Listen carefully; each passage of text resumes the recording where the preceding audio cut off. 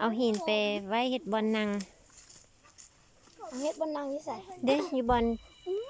นอ้อมกองไฟเด้เอาไว้อันน่ะผิงไฟ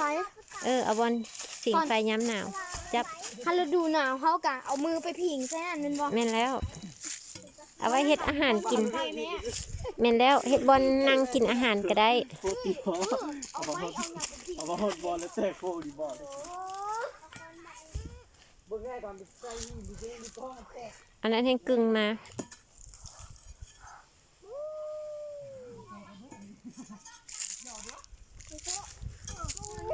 ป้าก่อนอันนั้นกึ่งเอาวะ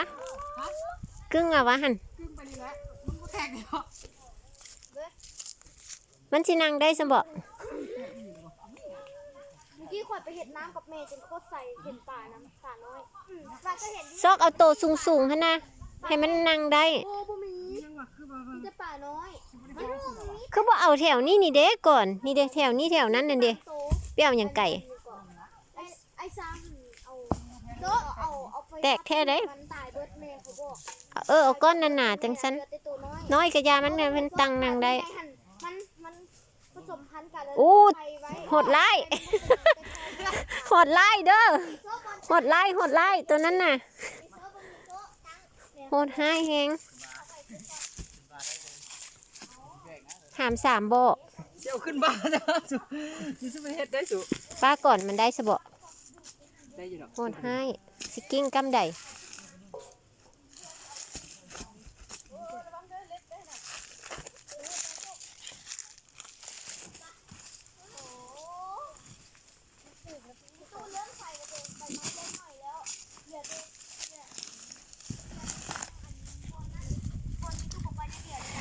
ทางนั้นก็หามไปที่รักนะสุเนาะสุเอา2คนไปอ๋อโอ้ได้ยินว่าได้ยินวางดิมาจะใส่หินมาจะใส่ไปเก็บเอาอยู่หน้าเขื่อนน้ำพูนเขื่อนไฟฟ้าโอ้ยระวังหินแตก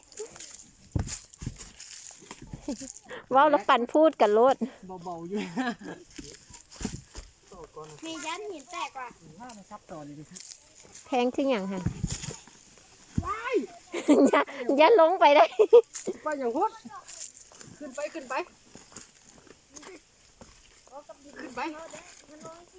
มันมีชีวิตลูกมันผ่านการเวลามาหลายล้านปีมันจึงได้สำนั้นแล้วมีชีวิตแต่คันเอาเวทมนต์ใส่มันกับเบาได้มีหน้าคนมันขี่ฝุ่นนะโซ่ผมดูถึงเสือทั้งหลังนี่บ่เห็นจักสิไปเล่นนี่ยังวะสิเป็นไรไปอยู่สีฝุ่นหน้านี้ทั้งหลัง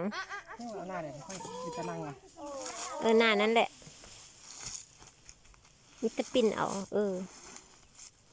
อันนี้มันห้องเจ๊มันต้องไก่สำนั้นว่ะ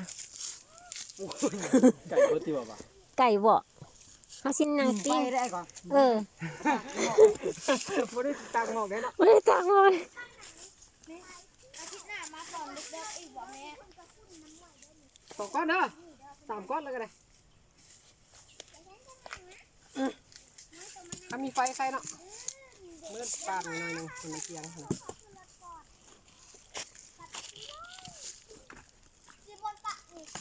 โอเคงับตัวนั้นเข้ามาหมอโพดไฟตะบนยังคนสีเลยแล้วเพื่อดิเรื่องส่วนนี้ก้อนนั้นไงเอาก้อนนี้ใส่เน่งบ้าน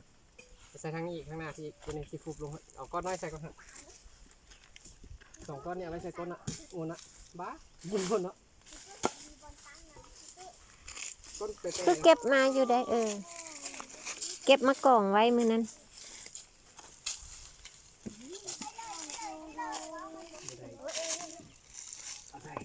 เฮาสิ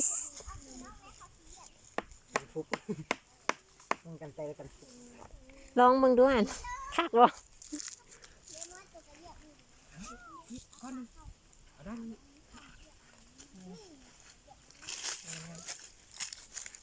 เทียงแนวนี้เด็กก้อนแนวนี้นะไม่ใส่หนังงาม นั่นแหละ ครั้งแรก ใส่ ก่อน ใส่เบิ้ง จะเอารูมันใครแน่หน่อยนึงเนาะพอมันต้นไม้ จะผูกคักๆเอ้า ย่านลบ มีต้นไม้มัน พุ่นนางนั่นก็พอแล้วพุ่น ตัวลุ่มมันนะ มันมีแต่หยาบ บโคขึ้นอันนี้เนาะสบายขึ้นหน่อยนึงเนาะ